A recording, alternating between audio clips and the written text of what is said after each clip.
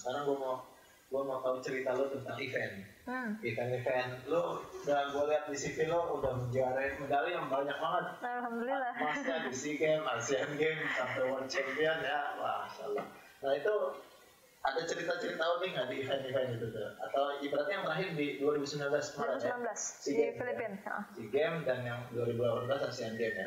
Nah ceritain dong kira-kira gimana tuh cerita yang ada prahara atau ada ini gitu.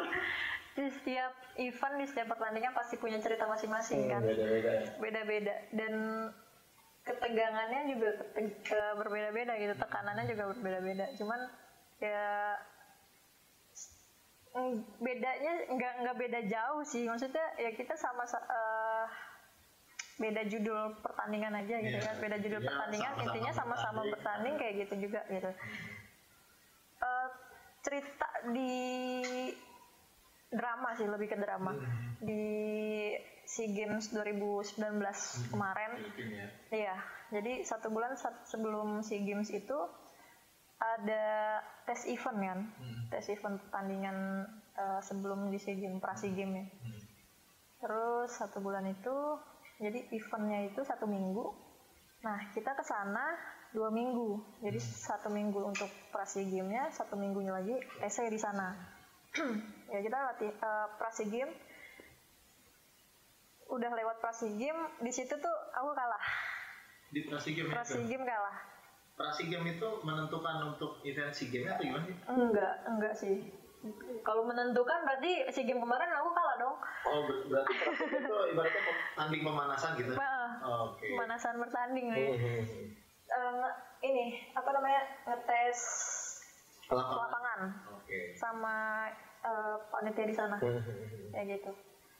Terus apa namanya, pra-SEA Games lewat, kita TC bareng sama teman-teman Filipina di sana. Aku benar-benar latihan depan-depanan sama rival. Bertandingan kan, aku sih biasa, maksudnya ya kita teman lah gitu, maksudnya kita nggak yang mikir musuh ya, gitu enggak. Lawan bertanding. Itu latihan bareng. Terus apa namanya, dia ngeliat gerakan, terus dia bergerak, dia nanya ini bener nggak tak gitu kan. Ya udah dibenerin. Orang Filipina ya, kita interaksi pakai bahasa Inggris. Terus ngobrol, ya aku ngebenahin ininya dia, gerakannya dia. Berarti lu sempet malah benerin ya? Iya, benerin gerakannya dia segala macam. Terus nah pada saat itu pulang dari Filipina TC di sana, baliklah ke Jakarta, ke Padepokan. Terus jadi TC sempat balik lagi ke Jakarta ya? Balik dulu ke Jakarta. Itu selama 3 bulan. Ada 3 bulan, 3 minggu. Oh, jedanya 3 minggu. 3 minggu dari sebelum TC di Filipina berangkat SEA Games. Ya. Itu lawan aku itu ternyata ada masalah di sana. Dia ada punya masalah di sana, apa namanya? Jadi sebelum 3 minggu itu dia diputuskan sama pengurusnya, pelatihnya di sana untuk tidak lanjut. Nggak lanjut, digantikan sama juniornya. Nah dia berontak lah, itu dia berontak. Dia benar-benar memperjuangkan dirinya dia gitu. Karena saat itu dia cedera. Makanya dia pelatihnya memutuskan diganti. Kalau versi dokter katanya dia nggak layak gitu kan. Dia nggak layak untuk ikut bertanding. Tapi dia merasa sanggup. Tapi saya sanggup gitu. Dia tetap memperjuangkan itu. Akhirnya dia sakit hati. Aku lihat kan di media sosialnya kan, di Instagramnya. Lu taunya dari medsosnya? Iya, aku lihat kok sampai surat-suratnya tuh dia update gitu, dia lihat. Aku tanya kenapa gitu kan, akhirnya dia cerita, terus kok kayak gitu kan. Akhirnya dia ngebongkar dong semua yang ada kejadiannya di sebelum pra-SEA Games. Karena pada saat pra-SEA Games dia nggak main kan. Ya itu tadi karena dia cedera ternyata. Dan aku baru tahu pada saat di latihan setelah pra-SEA Games itu. Aku baru tahu kalau dia cedera. Itu dibongkar lah semuanya. Ya aku tahu sih. Dewasa ini aku ngerti bahwa olahraga ada politiknya juga. politik olahraga Nggak bisa juga lepas dari nggak politik. bisa. Dan apa namanya, dia bongkar lah semuanya, dia buka, benar-benar dibuka semuanya. Kenapa aku kalah pada saat dikasih game? Ternyata sudah disetting sama mereka, yang menang dari kategori apa itu udah ada gitu. Itu tadinya nggak dapat sama sekali ternyata bang, nggak ada list nama di tunggal putri itu, nggak ada list nama aku. Itu ada negara yang lain justru. Jadi udah disetting duluan ya. Sudah ada. Tapi karena ada satu negara yang nggak ikut, akhirnya aku nggak muncul, dinaikin kayak gitu. Itu udah ada namanya. Itu tuh benar-benar bingung kan, dilema di situ. Dia lawan. Buat apa dia ngasih ini ke saya, gitu kan? Dia mau say war sama saya gitu kan? Atau dia mau ngasih yang beneran, maksudnya dia mau jujur gitu. Ini loh ada ini ya gitu. Mau ngasih kebenarannya tuh seperti ini gitu kan. Sampai akhirnya dilema, kepikiran kan. Bingung, terus ngobrol sama pelatih. Saya dapat ini coach gitu. Ini maksudnya gimana nih? saya paham kalau di olahraga pasti kalau pas namanya politik olahraga saya tahu. Saat ini saya sudah tahu lah, karena beberapa pengalaman sebelumnya saya benar-benar nyaksiin gitu, maksudnya ngerasain sendiri gitu kan di lapangan kayak gimana, sampai yang benar-benar nangis di lapangan. Itu saya konsul sama pelatih, saya ngeliat, saya ngomong ini apa maksudnya ya coach, saya nggak paham nih. Saya minta tolong dijelasin gitu kan. Ya begitu katanya, ya itu yang terjadi katanya gitu. Pelatih tahu dong itu kan. Iya, kita nggak menutup mata lah katanya, kita nggak menutup mata. Kamu sekarang udah dewasa juga, nggak mungkin juga kamu nggak ngerasa seperti itu ada gitu kan. Terus akhirnya ditenangkan sama dia. Ya saya percuma dong kalau saya kayak begini ceritanya, saya percuma latihan kayak apa ya, saya jungkir balik mau saya termasuk orang yang kalau sakit benar-benar masih pengen latihan. Sampai ada coach Izam di Platda sampai yang benar-benar mabok gitu, udah sakit masih pengen latihan. Lu mau sembuh nggak? Lu mau juara nggak? Gitu. Kalau juara lu tidur di kamar istirahat gitu. Sampai yang ditabuk benar-benar. Kamu buat istirahat aja sampai seperti itu gitu kan. Itu saya ngomong sama pelatih. Saya percuma dong, sia-sia saya latihan kayak gini gitu kan. Udah ditenangin lah sama dia. Percaya aja, berdoa. Semuanya bisa dibolak-balikan gitu. Nah, kan? Gimana caranya kita mendekatkan sama yang punya segalanya. Ya gitu. Akhirnya tetap kepikiran lah, walaupun pada saat itu mungkin tenang gitu kan, tetap kepikiran. Terus lari ke pelatih perguruan. Cerita sama dia, Mas, ada waktu nggak gitu kan? Saya cerita sama pelatih perguruan, ngobrol kayak gini. Oke, diceritain tuh dari awal kayak gitu. Terus udahlah, nggak usah dipikirin katanya gitu. Ya udah, saya minta latihan. Padahal di situ saya sadar banget 3 minggu, selama 3 minggu saya dari Senin sampai Jumat latihan 3 kali. Terus Senin sampai Jumat latihan 3 kali, maksudnya satu hari 3 kali? Satu hari 3 kali. Satu hari 3 kali sesi latihan ya? Itu nambah di siang selalu nambah. Yang biasanya kalau sesuai program itu satu hari 2 kali pagi sore. Apalagi udah mau dekat-dekat pertandingan kan, ada tapering kan, masa tapering. Nah kayak gitu. Terus itu benar-benar latihan satu hari 3 kali, nambah di siang, sore latihan lagi. Sampai hari Jumat 3 kali. Sabtunya kita cuma 1 sesi latihan, aku ngambil 2 kali. Aku ngambil 2 kali, minta sama pelatih, didampingin sama pelatih perguruan, dia yang ngontrol. Minggu yang mestinya rest, aku ngambil sekali. Latihan lagi. Padahal di situ aku sadar, kalau latihan 3 minggu itu nggak ngubah sesuatu, nggak ngubah hal yang banyak gitu. Maksudnya ya orang bertanding kok, tinggal tampil aja gitu kan. Cuma di situ pengen ngilangin pikiran yang sebelumnya gitu, Soalnya kalau lu kosong kan lu pasti pikiran. Kalau latihan kan udah hilang kan. Pokoknya gue usaha deh gitu kan, kayak gue usaha mau besok kayak gimana, pokoknya usaha gitu kan, tetap ikhtiar aja, berdoa gitu kan. Terus mau berangkat bertanding itu jadi seni itu dimainin di hari pertama. Yang jadi waktu kemarin iya.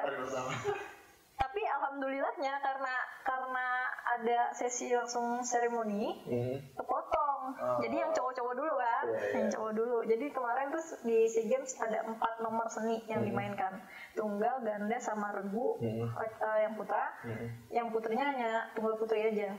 Nah, beruntung tuh dipotong karena ada sesi seremonial. Akhirnya yang nomor aku besoknya. Jadi ada jeda dulu. Ada jeda, tapi itu udah dibikin shock terapi di hari pertama. Karena apa? Teman-teman kalah. Itu aku ngebantuin, kan kita di make up gitu kan bang, karena seni kan, kita di make up gitu. Aku ngebantuin teman yang dari yang tunggal dulu tuh. Dari yang tunggal aku bantuin mereka make upnya, make kainnya gitu kan, aku bantuin. Terus udah kalah langsung. Udah ya, ini apa namanya, kayak langsung nyesek gitu kan. Terus yang kedua temen bergu ini dia juara SEA Games, juara Asian Games, juara dunia, kalah bang di sana nggak dapet apa-apa. Coba apa nggak diem itu napas sebentar gitu kan? Dan kalahnya mungkin politisi kan ya. Bener. Ya, aduh nyesek banget ini gitu kan. Akhirnya aku ke belakang, coba buat menangin diri sebentar, sholat. Jadi aku selalu bawa tasbih kecil ada kemana-mana.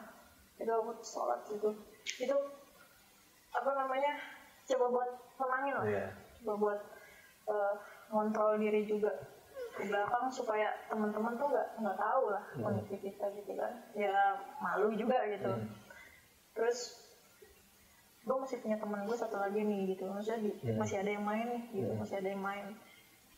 Tolong tenangin dia ngobrol sama diri sendiri, tolong tenangin dulu, masih ada yang main, teman lo masih main nih gitu. Jangan sampai mereka keganggu dengan kondisi kita gitu kan. Akhirnya coba menahan diri. Nah, mainlah ganda putra. Main siangnya ganda putra. Udah ya, aku sambil tenangin diri, sambil ngobrol sama mereka. Udah ya, yang tadi lewat aja. Sambil ini masang-masangin.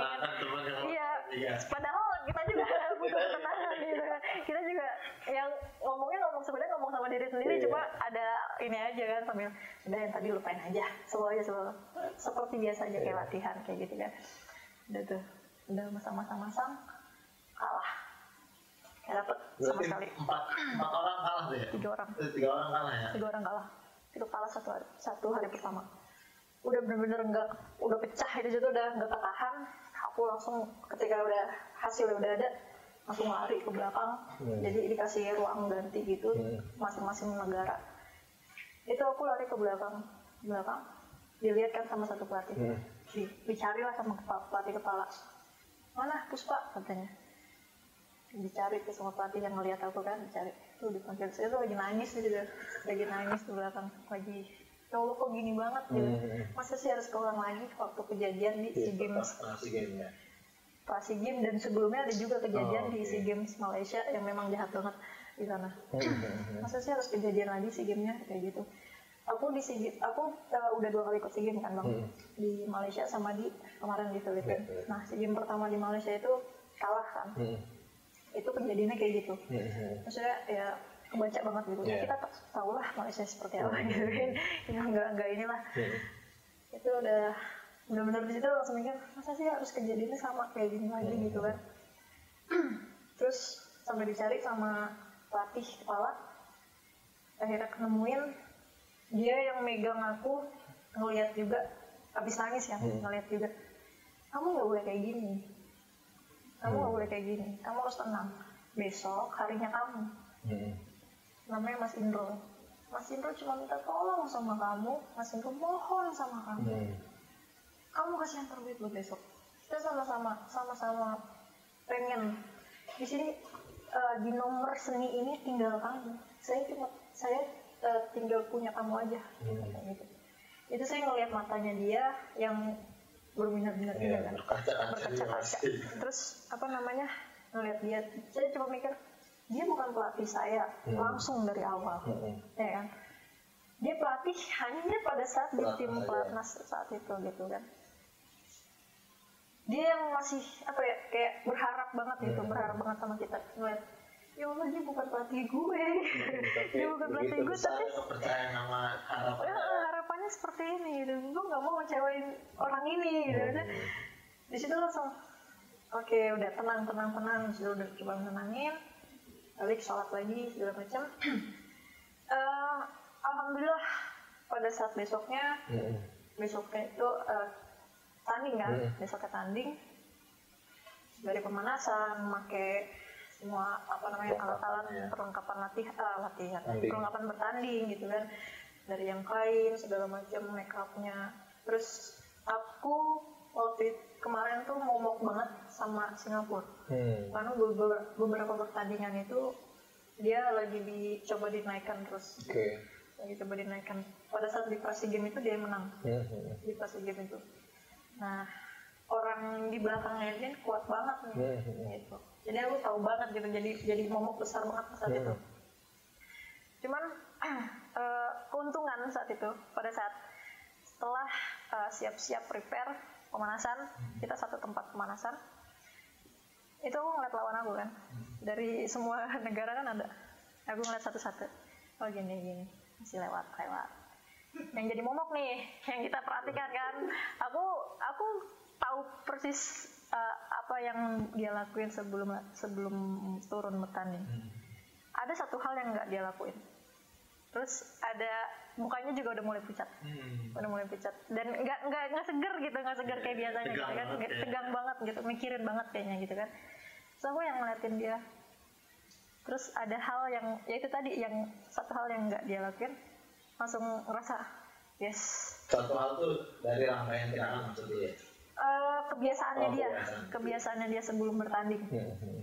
Itu pas ngeliat dia langsung, yes, 1-0.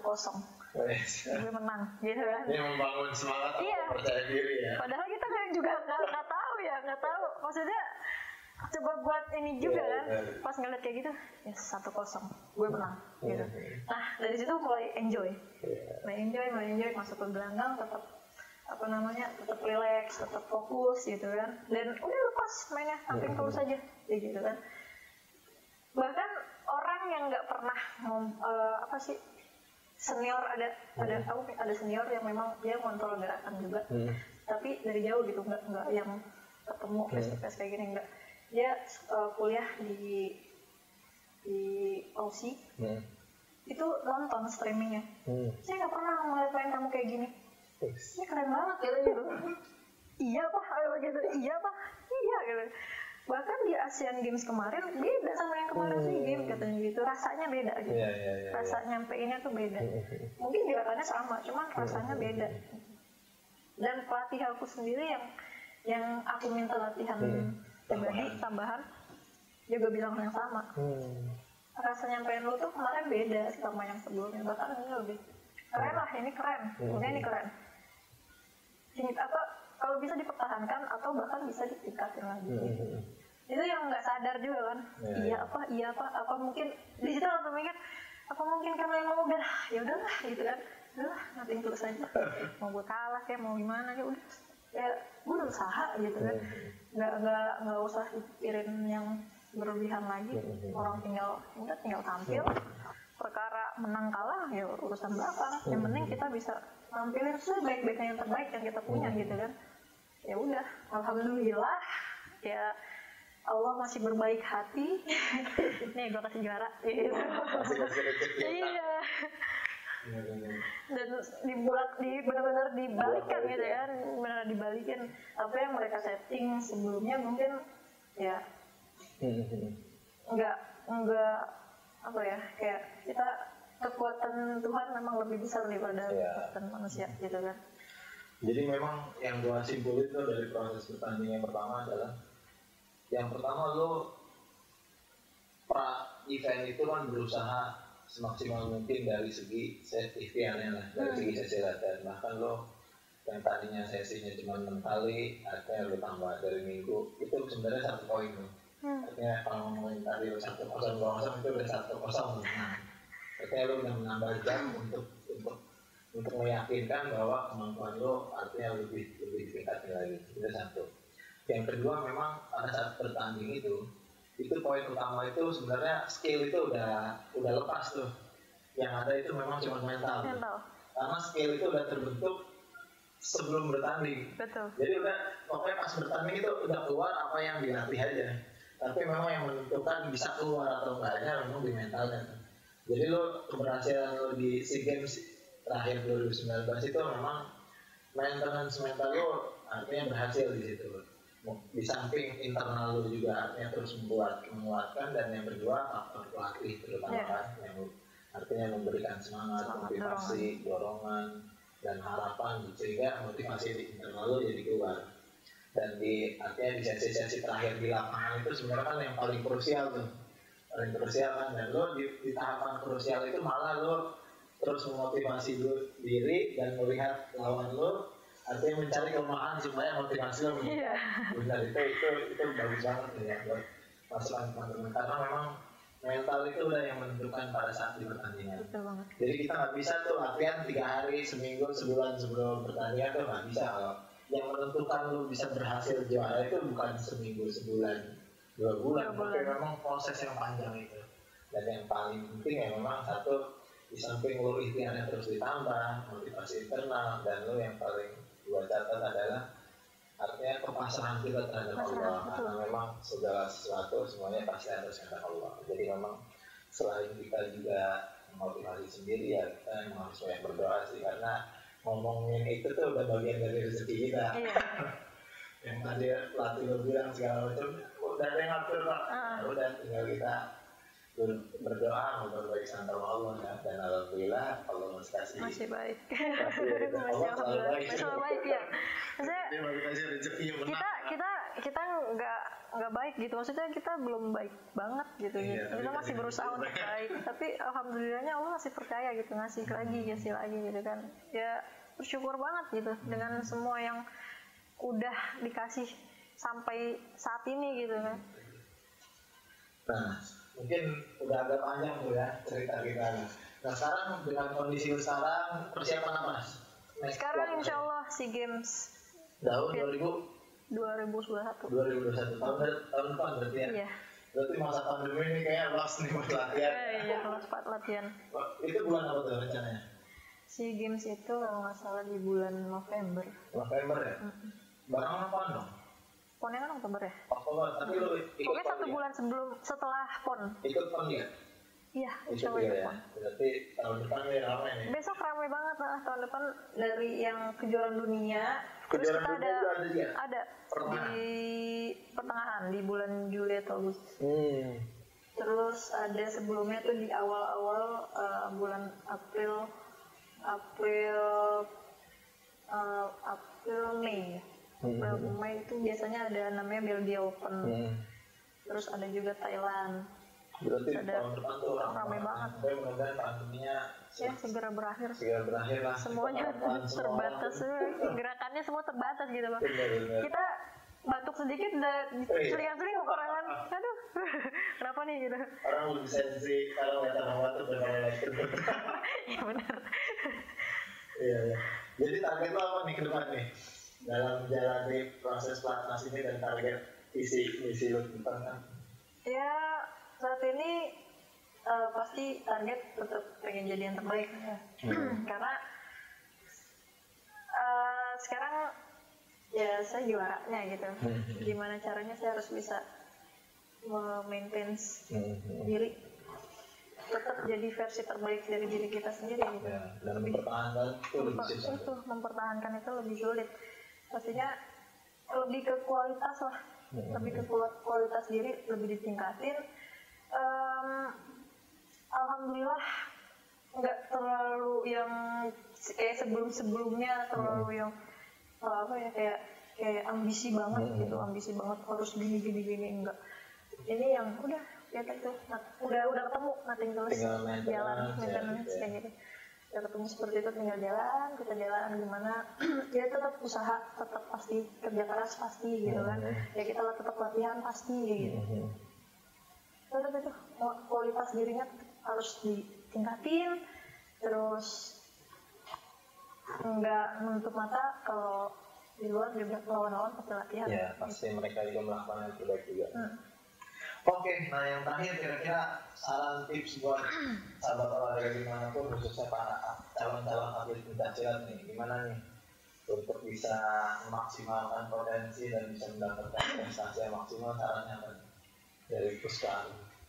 Kalau syarat ya bukan syarat mungkin ya, saran.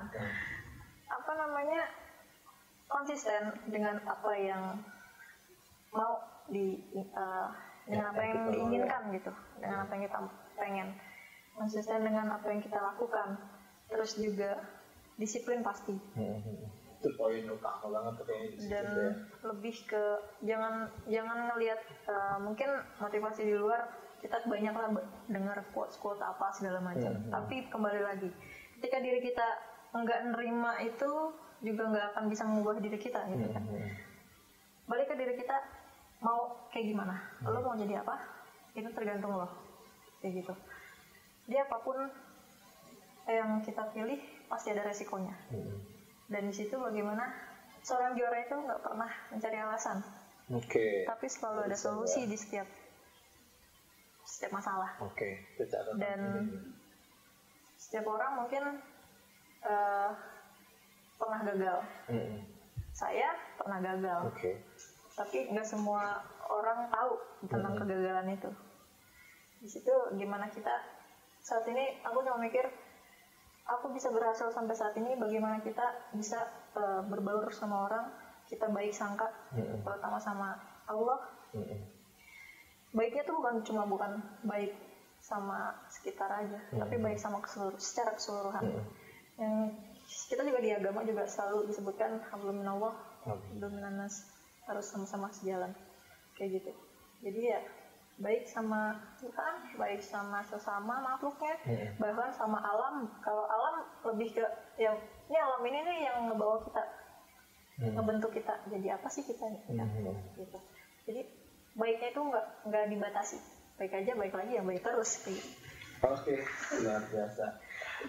Mungkin sahabat olahraga, kita sudah agak panjang nih videonya, dan saya berharap dengan adanya cerita sang juara dari Puspa Arum bisa memberikan inspirasi, motivasi buat teman-teman dimanapun berada, khususnya sahabat olahraga silat, supaya bisa terus berprestasi, karena Indonesia butuh banget banyak potensi atlet yang berprestasi supaya bisa mengharumkan nama Indonesia di kancah internasional. Sahabat olahraga semua, sampai ketemu di video selanjutnya, dan jangan lupa subscribe, like, comment, and share sebanyak-banyaknya. Sampai jumpa di video berikutnya. Selamat olahraga. Sahabat olahraga. Terima kasih.